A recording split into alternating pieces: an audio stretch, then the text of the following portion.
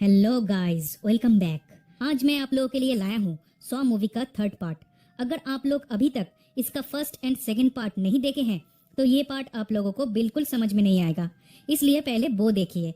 ऊपर आई बटन पे और नीचे डिस्क्रिप्शन बॉक्स में उसका लिंक मिल जाएगा। Now let's start the explanation.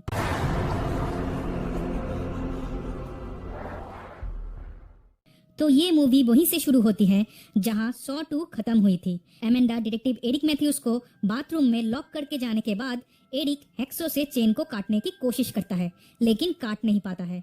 तब उसे डॉक्टर गॉर्डन का कटा हुआ पैर दिखता है, जिसको देख के वो समझ जाता है यहाँ से निकलने के लिए उसे भी अपना पैर को काटना होगा।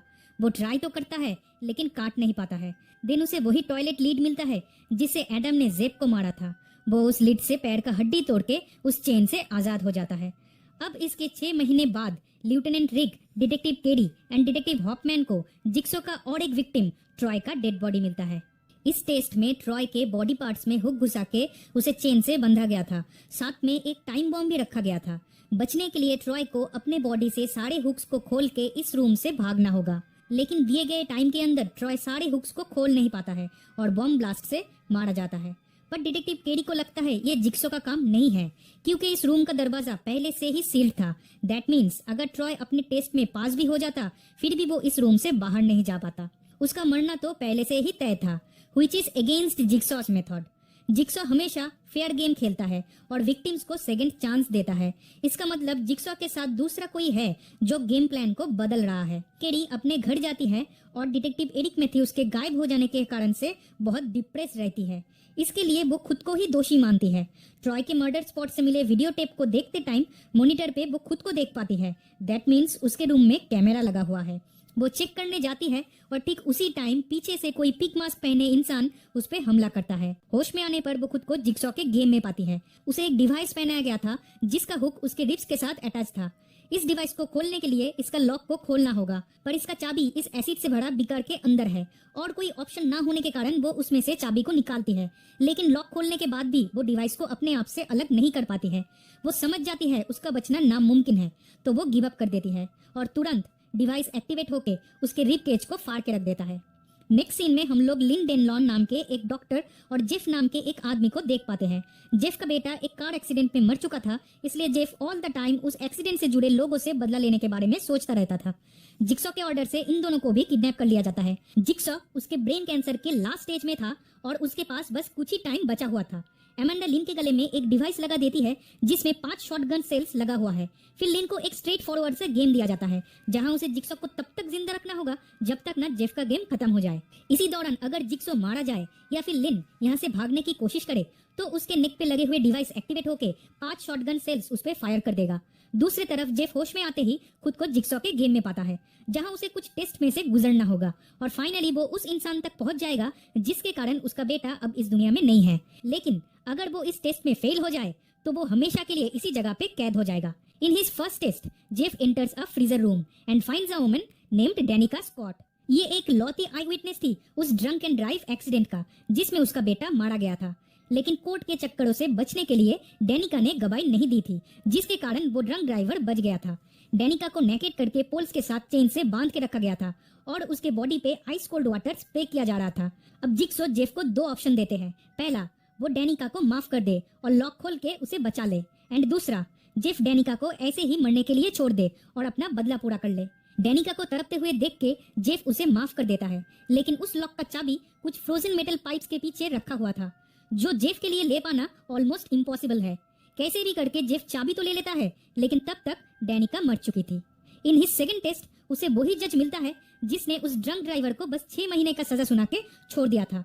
वो एक टैंक में चेन से बंधा हुआ है और उस पे मरे हुए सुअर का मांस के कीचड़ लगातार डाला जा रहा है। जेफ के पास फिर से वही 2 ऑप्शन है, या तो वो उसे बचा ले या फिर मरने के लिए छोड़ दे। लेकिन उसे बचाने के लिए जेफ को अपने बेटे के आखिरी बिलोंगिंग्स यानी कि उसके कुछ टॉयज और फोटोज को जलाना होगा, क्योंकि उस लॉक का चाबी इसी टॉयज और फोटोज में छुपा हुआ है और ये सारे जलने के बाद ही उसे वो चाबी मिलेगा। जज को डूबते हुए देख के जेफ उसे माफ कर देता है। अपने बेटे के बिलोंगिंग्स को सैक्रिफाइस करते हुए जज को बचा लेता है। On the other side jigsaw की हालत खराब होने लगती है, जिसे देख के एमेंडा बहुत डर जाती है। तब डॉक्टर लिन सर्जरी करती है जिससे जिक्सॉ को थोड़ा रिलीफ मिलता है। सर्जरी के टाइम जिक्सॉ अपनी वाइफ को हेलुसिनेट करते हुए लिन की हाथ पकड़ लेता है, जो देख के एमेंडा गुस्से से बाहर चली जाती है और उसी के साथ हम लोग एमेंडा की पास्ट के बारे में जान पाते हैं। जिक्सॉ के टेस्ट में पास करने के बाद वो जिक्सॉ को मेंटोर मानने लगी थी और उसका हेल्प करने लगी थी। सॉ के पार्ट 1 में एडम को किडनैप करने वाली और कोई नहीं, एमेंडा ही थी। इतना ही नहीं, जिक्सॉ और एमेंडा ने मिलकर ही वो बाथरूम वाला गेम सेटअप किया था। गेम खत्म होने के बाद एमेंडा ने एडम को भी मार दिया था क्योंकि वो तब भी जिंदा था। एमेंडा अब इतना परेशान हो जाती है कि वो खुद को ही चोट पहुंचाने लगती है। इसी दौरान उसे उसके नाम की एक लेटर मिलता है जिसे पढ़कर वो और भी टूट जाती है। मीनवाइल जेफ अपने थर्ड टेस्ट वाले रूम में पहुंच जाता है जहां वो उसके बेटे के किलर टिमोथी यंग के फेस टू फेस होता है। टिमोथी का हाथ, पैर और गला एक ट्विस्टिंग मशीन के साथ बांध कर रखा गया था और उसे छुड़ाने का चाबी एक शॉटगन के ट्रिगर के साथ बंधा हुआ था। जिक्सॉ यहाँ भी उसे वही 2 ऑप्शन देते हैं, पर टिमोथी को इस हाल में देखकर जेफ उसे भी माफ कर देता है और चालाकी से चाबी को लेने की कोशिश करता है, बट एक्सीडेंटली वो गन शॉट जज को लग जाती है और वो ही मारे जाते हैं। टाइम रहते जेफ टिमोथी का लॉक खोल नहीं पाता तो टिमोथी भी मर जाता है, लेकिन तब भी जेफ अपने टेस्ट में पास हो जाता है क्योंकि उसने सारे लोगों को माफ कर दिया था। अब वो अपने फाइनल टेस्ट की तरफ बढ़ने लगता है जहाँ उसे एक गन मिलता है।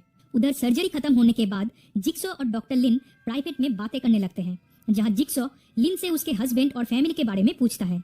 देन एमेंडा आके जिक्सॉ को बताती है जेफ ने उसका थर्ड टेस्ट पास कर लिया है और वो फाइनल टेस्ट के लिए इधर ही आ रहा है। गेम के रूल्स के हिसाब से जिक्सॉ अब डॉक्टर लिन को छोड़ देने बोलता है, लेकिन एमेंडा उसे छोड़ना नहीं चाहती। उसके हिसाब से टेस्ट में पास करने के बाद भी कोई भी इंसान नहीं बदलता। एमेंडा ने ये गेम विक्टिम्स को बदलने के लिए नहीं, उन्हें सजा देने के लिए डिजाइन किया है।